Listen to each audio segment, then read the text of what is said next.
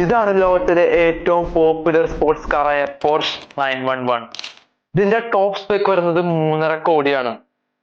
So even if you do everything right, all through school, all through college, full mark വാങ്ങി ഇന്റേൺഷിപ്പും ചെയ്ത് and at the age of 20 മാസം 1-2 ലക്ഷം രൂപയുടെ job കിട്ടിയെന്ന് വിചാരിക്കുക.